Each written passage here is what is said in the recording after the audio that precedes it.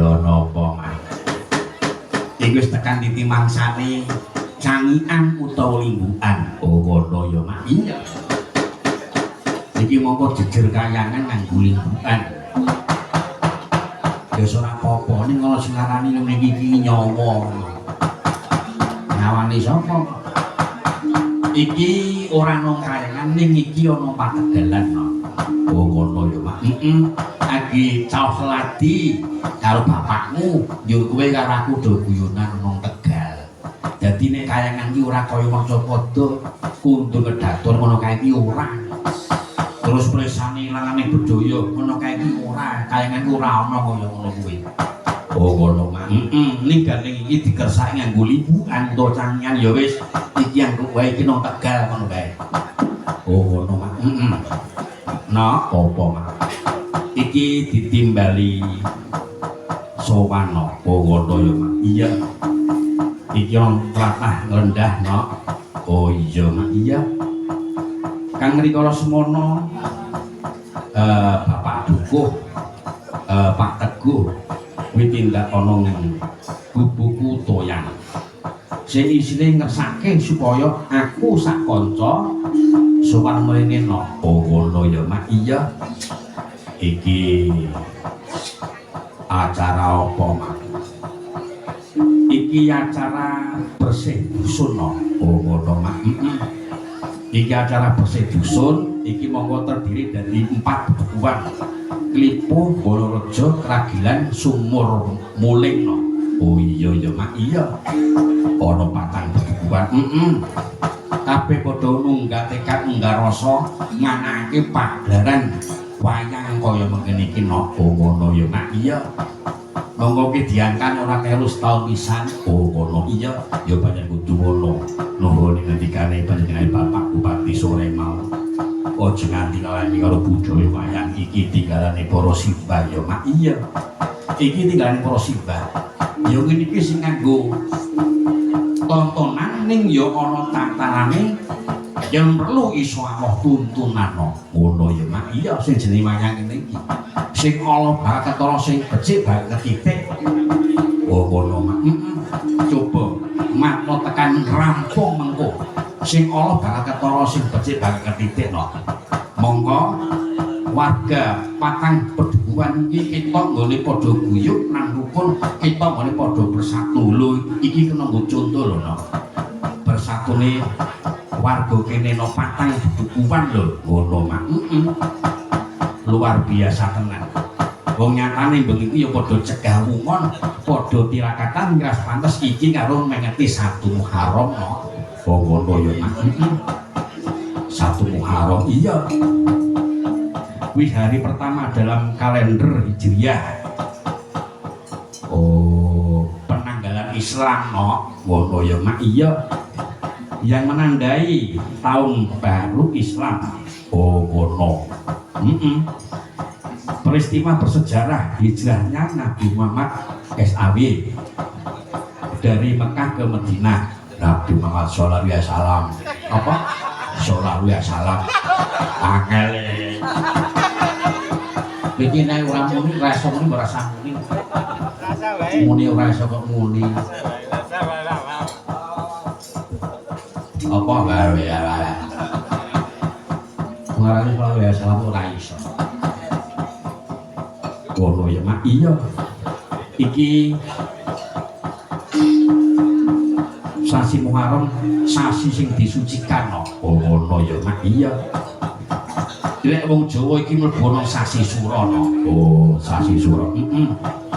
Hari pertama dalam kalender yang bertepatan dengan 1 Muharram atau tahun baru Islam. Oh ngono Mak. Iki masyarakat Jawa bulan Sura dianggap sakral no. Dinggo laku pratin tirakatan sering dinggo gelar tradisi karo padha nindakake ziarah. Mula ana to sing padha ngubek beteng. Oh ngono ya Mak. Kuwi mlebu tradisi no. Kuwi ora musyrik kaya ngono kuwi no. Oh ngono Mak, iya. Ana sing padha cegah wungon tirakatan, ana dusune dhewe-dhewe, ana daleme dhewe-dhewe. Tegese sura kuwi apa? Tegese sura kuwi wani. Tunape wong Jawa kuwi wani ngetus naga gagangake nganggo prihatin no. Oh, ngono ya mak iya.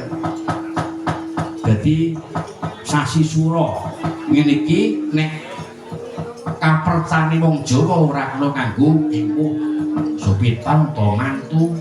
Oh ngono ya mak iya. Tur kabeh iki dibake ana kapercayan kok no. Ngono mak. Kabeh iki dibake ana kapercayan. Oh lah iya sing percaya wong nyatane kasih padha percaya kok ora wani merak sasi sura kanggo luwe-luwe galenganing taun. Oh ngono ya mak sing dimaksud galenganing taun kuwi apa galenganing taun kuwi iki tanggal 1 Sura ana ing dina Selasa no.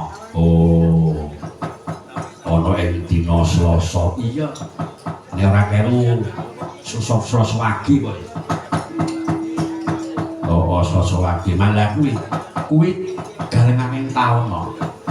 Nek kapersane wong Jawa dina kuwi ora diparingake kanggo apa-apa. Oh ngono ya mak luwih kanggo padha nganake ewo mantu suwitan lan liya-liyane. Ngono ya mak iya.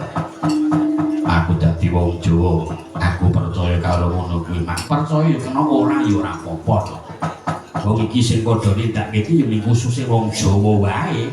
Oh ngono ya mak iya. Monggo bengi iki yujuk mesti padha mubeng benteng no. Oh ngono mak. Kuwi tradisine katon no. Ke jaman biyen kaya ngono kuwi. Oh iya. Pancen bener mak. Ngono kuwi no. Lah iki acara bersih dusun. Patang bedukuan. Ya muga-muga sampun awake dhewe kabeh warga ing patang bedukuan iki kasih kula saka Trimala. Kasih kula saka Buddha rencana kabeh mangke marang karayon apa sing bisa dia bisa tumeka sing dicipta bisa dumadi. Amin amin.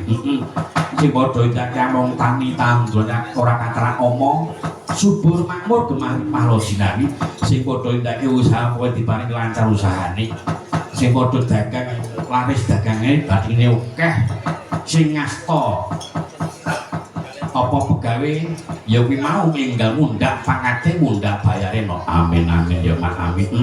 Kabeh diparingi slamet kabeh warga ajumayem tentrem kaliska rubito apa wae. Amin. Iki dijubungi Rusmasana dan iki kagungan kersa bersih dusun utawa bersih desa lagune bersih desa kudu ganti wingi wis bersih desa kok bersih desa meneh lagune apa Mas sing ngetokke marang kerukunan keguyuban ya kuwi gugur gunung no. Oh gugur gunung ya mak iya rungokno no.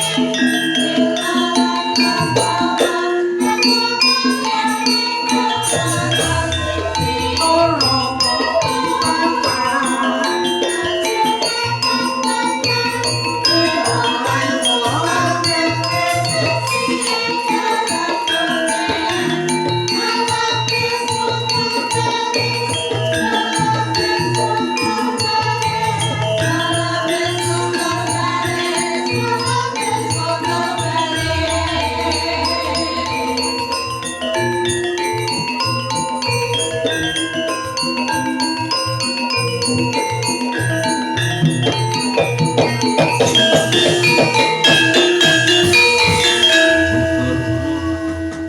ke bersatu nih warga Wono ya iya cocok karo swasana